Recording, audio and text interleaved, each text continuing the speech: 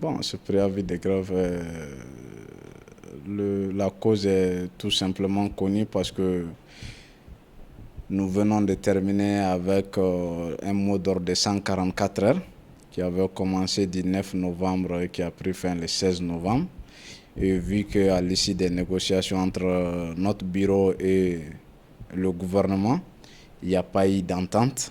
Donc nous avons consommé cette grève et de l'observation de ces 6 jours de grève jusqu'à l'expiration, nous n'avons nullement été contactés par qui que ce soit.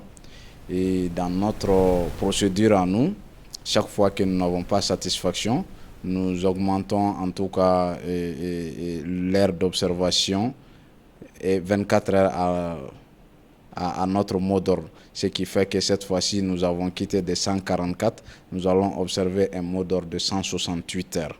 Donc à compter du 14 décembre 2020, du 14 au 22 décembre 2020, soit 7 jours de grève au ministère des Affaires étrangères et au ministère des Maliens de l'extérieur et de l'intégration africaine. Oui, tout simplement parce que dans notre préavis que nous avons déposé cette fois-ci le 20 novembre, le préavis de 168 heures, tout comme le préavis précédent, il y a 6 points qui sont inscrits dans ces préavis. Et parmi ces 6 points, il y a un point qui concerne la majoration des primes des travailleurs du ministère des Affaires étrangères et des Maliens de l'extérieur. Donc c'est ce point qui nous lie au ministère, à nos camarades du ministère des Maliens de l'extérieur et de l'intégration africaine. Donc ça a pour objectif en tout cas d'améliorer les conditions de vie et de travail des travailleurs de ces 2 départements. Et nous avons eu des accords avec le gouvernement de la République du Mali pour satisfaire à cette doléance, mais jusqu'à présent, le gouvernement n'arrive pas à s'exécuter. Voilà pourquoi nous sommes arrivés jusqu'à des grèves. Il n'y a pas de période propice pour un syndicat et pour en tout cas observer un mot d'ordre de grève. Nous avons le plein droit, en tout cas, de demander en tout cas nos droits à tout moment. Et à part ça également, ce sont également des engagements du gouvernement.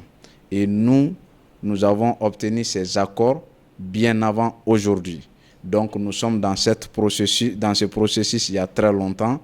Et bon, comme l'opportunité et l'inopportunité, chaque syndicat en tout cas a sa tactique et sa technique pour aboutir en tout cas à la satisfaction de cette doléance. Nous sommes là dans ce contexte. On nous dit oui, le moment n'est pas opportun. Nous, on dit également que le moment n'est pas également opportun à d'autres de ne pas augmenter des charges de l'État. Le moment aussi est opportun à d'autres également de commencer à penser à diminuer également le train de vie de l'État. Comme cela, on pourra faire face aux syndicats. Que chacun fasse en tout cas un effort de son côté. En ce moment, il y aura un équilibre. Mais tant que des Maliens pensent que c'est aux autres également de s'abstenir et eux continuent leur affaire, nous n'allons pas comprendre ça.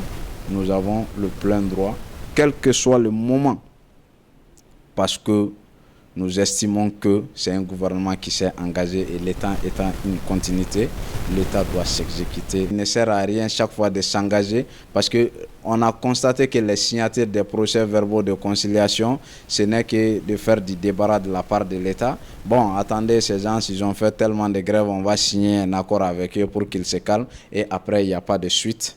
Nous ne voulons pas arriver jusqu'à l'extrême.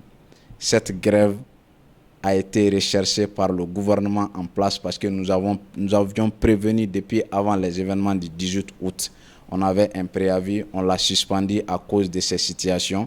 Nous l'avons également dit à qui de droit que nous allons relancer notre préavis le lendemain de la mise en place d'un gouvernement de transition.